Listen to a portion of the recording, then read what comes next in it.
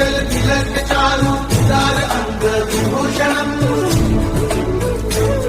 नवकंजलोचन पंचमुख कर संच पतितम् दारुणम्।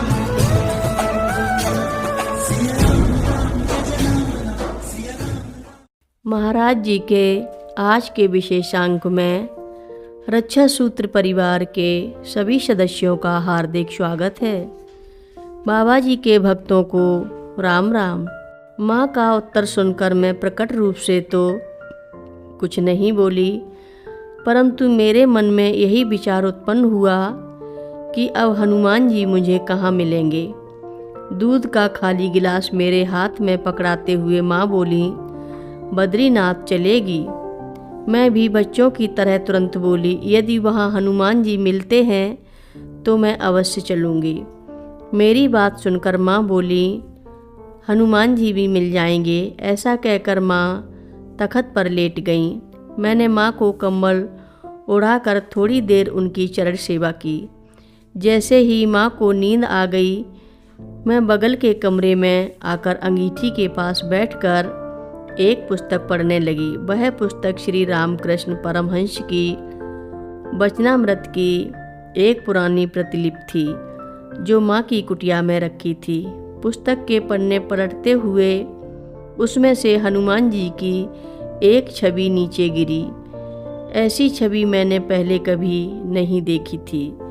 छवि में हनुमान जी पद्यासन में बैठे थे और उनका चेहरा गहरे सांवले रंग का दिखाई पड़ रहा था। इस छवि को मैंने अपने पास रख लिया। अगला दिन बद्रीनाथ यात्रा की तैयारी में बीत गया। हमेशा की तरह उस दिन भी हम तड़के सुबह बद्रीनाथ के लिए रवाना हुए।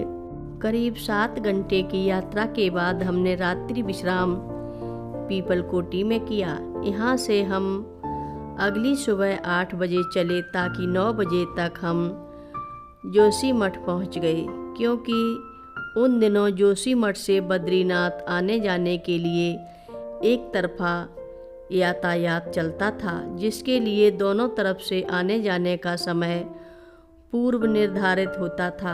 जोशीमठ से आगे जाने का रास्ता कठिन था और भूस्खलन के कारण खतरनाक भी। मेरा पूरा ध्यान ड्राइविंग पर ही केंद्रित था। विष्णुप्रयाग के पास दलदल में गाड़ी के फंसने का भय था।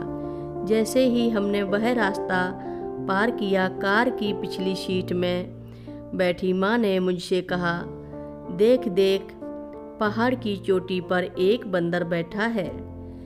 मैंने जीप रोककर उस ऊंची चट्टान की ओर देखा तो ऐसा लग रहा था जैसे पहाड़ की ऊंची चोटी नीले आसमान को छू रही है।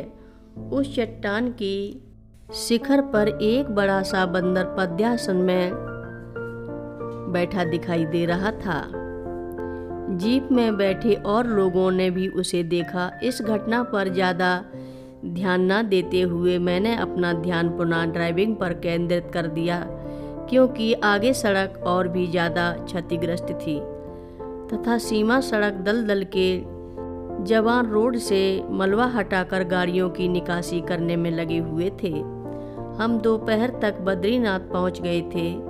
यहाँ पहुंचकर दोनों माँ आंध्रा धर्मशाला में रुकीं और बाकी लोग मंदिर दर्शन पूजन इत्यादि की व्यवस्था करने में लग गए। माँ के आगमन की सूचना पाकर मंदिर के कुछ देवपाठी पंडित माँ के दर्शनों के लिए आ गए। रात होने तक सभी लोग बहुत थक गए थे। माँ जब विश्राम करने के लिए अपने कक्ष में चली गई तो मैं माँ के तखत के पास बैठकर अपने हाथों से उनके पैरों को मलते हुए गर्म करने की कोशिश कर रही थी। इतने में माँ ने पूछा, हनुमान जी मिल गए हैं? मैंने पूछा, कहाँ? माँ बोली, क्या कभी कोई बंदर इतनी ऊंची चोटी पर पद्यासन में बैठ सकता है? वह इतनी दूर से हमको इतने बड़े दिखाई दे रहे थे, तो वास्तव में कितने बड़े होंगे? उस समय मेरा पूरा ध्यान तो गाड़ी चलाने पर ही था, परंतु माँ के वचनों की सार्थकता का भान अब हुआ।